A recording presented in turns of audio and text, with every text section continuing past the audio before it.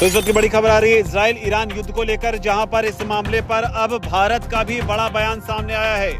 America की ओर से जो न्यूक्लियर साइट्स पर ईरान में एक के बाद एक बड़े हमले किए गए, उस पर भारत ने भी प्रतिक्रिया दी है।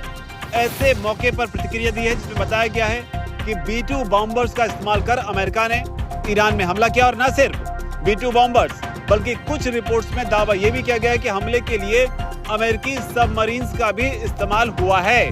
और इसी कड़ी में भारत की ओर से अब इस पूरे तनाव पर बयान आया है। भारत के प्रधानमंत्री नरेंद्र मोदी ने इस पर प्रतिक्रिया देते हुए कहा है, ईरान के राष्ट्रपति से बात हुई है मेरी। हमने वर्तमान में जो स्थिति बनी है मिडिल ईस्ट में, उस पर विस्तार से चर्चा की है।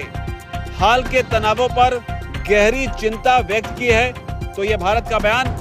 आगे भारत की ओर से कहा गया है कि तत्काल तनाव कम करने, संवाद और कूटनीति को आगे बढ़ाने की हम अपील करते हैं। साथ ही कहा है कि जो क्षेत्रीय शांति है, जो सुरक्षा है, स्थिरता है, उसकी जल्द से जल्द बहाली होनी चाहिए।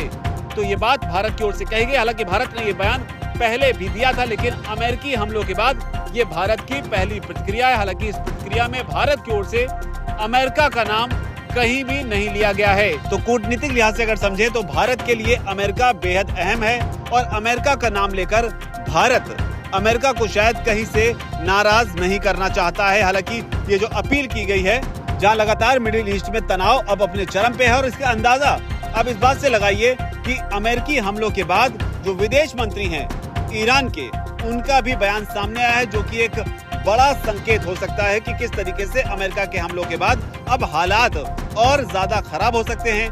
क्योंकि जो विदेश मंत्री ने बयान दिया है, उसमें उन्होंने साफ तौर पर कहा है कि अब वो इन हमलों के बाद राष्ट्रपति पुतिन यानी कि रूस के राष्ट्रपति पुतिन से मुलाकात करने वाले हैं। इस मुलाकात को लेकर उन्होंने कहा कि सोमवार को ये मुलाकात होगी। हालांकि रूस अमेरिका के युद्ध में शामिल होने से पहले कई ऐसे बयान देता रहा, जिसमें उसने साफ कहा था कि अमेरिका इस युद्ध में सैन्य रूप से शामिल होने की गलती ना करे। आपको बता दें, ईरान को रूस और चीन दोनों महाशक्तियों का समर्थन प्राप्त है, जबकि अमेरिका इजराइल के समर्थन में डटकर खड़ा हुआ है। हालांकि इस बीच मांग UNSC की बैठक बुलाने को लेकर भी की गई है। ईरान की ओर से ये मांग की गई है।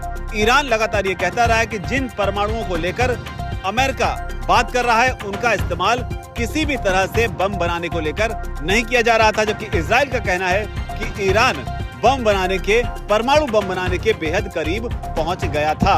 अब इस स्थिति में ये देखना होगा कि जब रूस से ईरान की बात होगी, तब रूस की ओर से इस पर क्या प्रतिक्रिया सामने आती है। हालांकि अमेरिका ने जिस तरीके से इन हमलों को अंजाम दिया, उस पर इजराइल ने अमेरिका की तारीफ की है। नेतन्याहू ने खुद डोनाल्ड ट्रंप की जमकर इन हमलों के बाद तारीफ की है। हालांकि अब देखना होगा क्या इस तनाव में रूस की भी कोई सैन्य एंट्री हो सकती है।